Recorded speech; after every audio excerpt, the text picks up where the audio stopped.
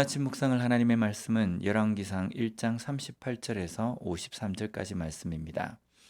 오늘 이 묵상 본문은 어제 우리가 묵상해야 될 본문입니다. 오늘 본문에 아도니아라는 인물이 나옵니다.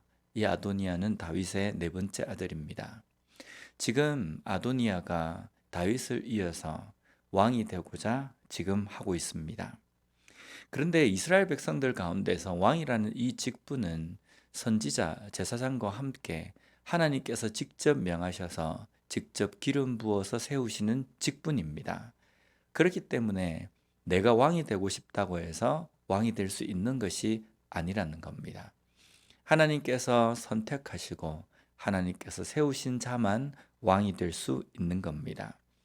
그럼에도 불구하고 하나님의 그 기름 부음이 없이 지금 아도니아는 스스로가 왕이 되려고 하고 있다는 겁니다. 반면에 하나님께서는 솔로몬을 선택하셨습니다. 열왕기상 1장 30절 말씀을 보면요. 내가 이전에 이스라엘의 하나님 여호와를 가리켜 내게 맹세하여 이르기를 내 아들 솔로몬이 반드시 나를 이어 왕이 되고 나를 대신하여 내 왕위에 앉으리라 하였으니 내가 오늘 그대로 행하리라. 다윗은 왕이라는 이 직분에 대해서 철저하게 하나님께서 세우신 직분임을 인지하고 있는 사람입니다. 그렇기 때문에 사울로 인하여서 도망자 신세가 되어 있는 가운데에서도 사울에 대해서 하나님의 기름 부음을 받은 왕이기 때문에 함부로 하지 않았습니다. 지금 다윗은 하나님께서 자신의 뒤를 이을 왕으로 분명하게 솔로몬을 세우셨음을 선포하고 있습니다. 왕은 분명히 하나님께서 직접 기름을 부어서 세우시는 직분입니다. 그런데 이것을 스스로의 마음으로 탐한다는 것은요, 하나님에 대해서 대적하는 것과 같습니다.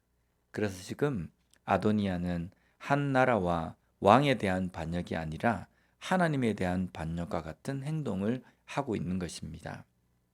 지금 다윗 왕이 이 사실을 알고 선지자를 통해서 솔로몬을 기름 부어서 왕으로 임명합니다.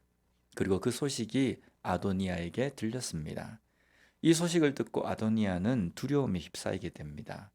왜 그렇습니까?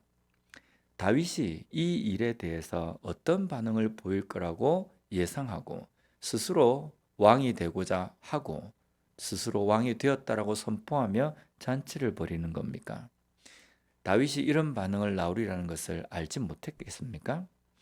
어쩌면 지금 아도니아의 두려움은요, 단순한 다윗에 대한 두려움이라기보다는요, 하나님에 대한 두려움일 겁니다. 이제 하나님께서는 하나님께 반역한 아도니아를 심판하실 것이기 때문입니다. 아도니아는 곧바로 성전의 제단불을 잡습니다. 이것은 율법에 있는 내용 때문입니다. 하나님은 도피성이라는 것을 두어서 실수로 사람을 죽이게 된 일에 대해서 정확한 재판을 받기 전까지 피해자로부터 보호하셨습니다. 그러나 의도적인 죄에 대해서는요, 도피성뿐만 아니라 제단에서라도 끌어내려 죽이라고 말씀하셨습니다. 즉, 어쩌면 도피성보다는 더 강력한 도피할 것을 제단이라고 아도니아는 생각한 것입니다. 아도니아는 제단의 뿔을 잡아서 왕이 된 솔로몬으로부터 긍휼을 얻으려고 합니다.